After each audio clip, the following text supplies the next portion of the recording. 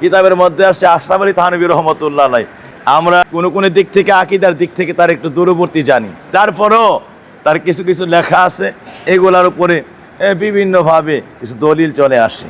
একটা বিষয় উনি লিখতেছেন, এক ব্যক্তির জীবনে কোনো নামাজই কবুল হয় নাই, তার কোনো সারা জীবন নামাজ পড়ছে কিন্তু নামাজ কবুল হয়েছে না, বুঝতে পারছেন? সারা জীবনে নামাজ পড়ছে কিন্তু নামাজ কোনো কবুল হয় না, এমনি নামাজই ছিল কিন্তু কবুলে এতে নামাজ পড়তে পারে নাই। সেজদায় তাড়াহুড়া, উঠা বসানো তাড়াহুড়া, ঠিক মতো উযু হয়েছে না, অথবা আল্লাহর যে হুকুমগুলি রক্ষা করা দরকার, হারাম হালালের মিশ্রণ অনেক কিছু ছিল, কোনো কারণে কবুল হয়েছে না। কিন্তু আল্লাহ পাক তার হুকুম দিয়ে জাহান্নামে নিয়ে যান, ডান্ডা বেরিয়ে ডাকায় ফেলছে, জাহান্নামে নিয়ে যায়। হঠাৎ করে দেখে কালবের মধ্যে নূরের একটা চারাক জ্বলে মিটমিটি করে। কী কারণে জ্বলে?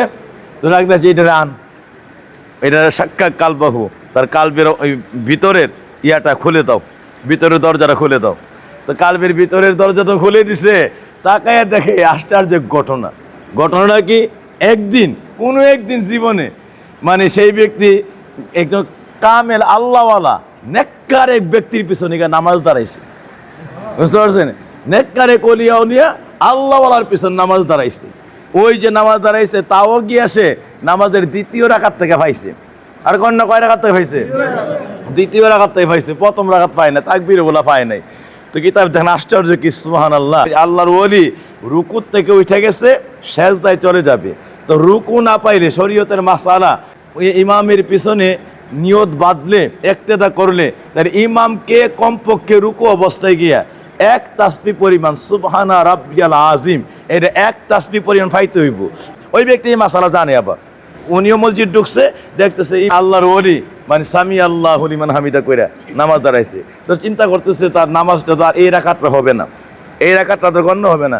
শেষ পর্যন্ত সে বলতেছে, মানে তাড়াতাড়ি রাকাতে চলে গেছে, গিয়া বলতেছে না, আমি রাকাতটা একজন কামেল ওলির সঙ্গে জীবনে নামাজের সুযোগ পাইছি, আল্লাহর ওলির পিছনে নামাজ সুযোগ পাইছি না, আমার রাকাত গণ্য না হোক, তো ওলির লোকে মিলে আর সাজদা দিতে পারছি, ওলির লোকে মিলে আর সাজদা দিতে পারছি, রাকাত তো ফিরে পয়রা নেম, কিন্তু আমার আল্লাহর ওলির সঙ্গে আল্লাহর কাছে দুইটা সাজদা দেওয়ার সুযোগ পেয়েছি না, এটা আমি ছাড়তাম না। এই কথা বলে মহব্বত রেখে, অন্তর মহব্বত জড়ায়া সঙ্গে সঙ্গে রুকুর মধ্যে ইয়াতে সে ওই জায়গার মধ্যে, অর্থাৎ ইমাম রুকু থেকে উঠে গেছে, এই অবস্থায় উনি তাকবীরে নিয়ে তাকবীর দিয়ে নিয়ত বাঁধছেন এবং আল্লাহু আকবার বলে রুকু সাজদার মধ্যে চলে গেছে।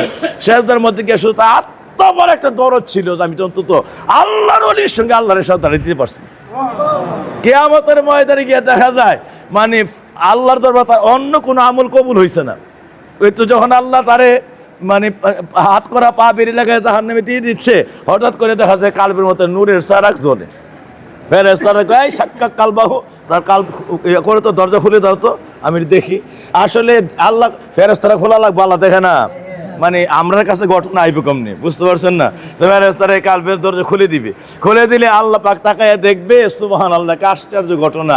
ওই জায়গার মধ্যে আল্লাহর ওলিরে ভালোবাসা, মানে আল্লাহর ওলির পিছনে আল্লাহকে সাজদা দিতে পারছে, এই ভালোবাসা জীবন একটা ফাও সাজদা দিছিল, বুঝতে পারেন? রাকাতে গণ্য হয় নাই, রাকাতে গণ্য হয় না, ফাও দুইটা সাজদা দিছিল, ফাও যে রাকাতের মধ্যে।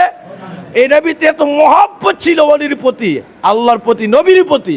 আল্লাহকে এই মহব্বতের কারণে পুরা সাজদাটা আমি আল্লাহর আরশ পর্যন্ত লেগে গেছে, সুবহানাল্লাহ। তাওয়াজুবিনের কারণে আল্লাহ পাক বলে ফেরেশতারে রান্ডা বিড়ি সব খোল, তাড়াতাড়ি করে জান্নাতের পোশাক, জান্নাতের নূরের পোশাক পোষায় দে, নবীর প্রেমের পবিত্র জান্নাতের পোশাক বালাখানায় জান্নাতুল আদনি এই মুহূর্তে ঢুকায় দে, সুবহানাল্লাহ। সঙ্গে সঙ্গে ব্যক্তিটা আল্লাহ রাব্বুল আলামিনের পবিত্র ইন্তেজামে, আল্লাহ রাব্বুল আলামিনের পবিত্র কুদরতি ফেরেশতাদের, আল্লাহর ফেরেশতাদের ইন্তেজামে সঙ্গে সঙ্গে আল্লাহ রাব্বুল আলামিনের প্রিয় হয় মুহিব্বিয়াতের জান্নাতের প্রসাদের মালিক হয়ে যায়, সুবহানাল্লাহ। তাইলে বাবাজিরা আমার, এই আল্লাহওয়ালাদের কাছে আসতে পারলে, অন্তত এখানে সাজদা দিতে পারলে, একটু দোয়া করে যেতে পারলে, এটা ফজিলত আছে না নাই? আর জোরে বলে আছে না নাই?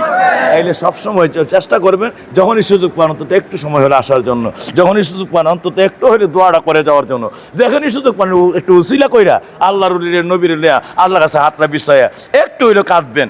এই উসিলাটা কিয়ামত এখন বুঝেন না, এই ফাউটা যে কি কাজে লাগবো, এইটা যে কি কাজে লাগবো, অন্য অন্য আমল কোনো না কোনো কারণে জটিলতার কারণে কবুল হয়েছে না, কিন্তু ওই মহব্বতটা আল্লাহ বলছে সব ফিরিয়ে দিতে পারি, কিন্তু নবীর প্রেমটার আমি কোনো অবস্থাতে ফিরিয়ে দিতে পারি না।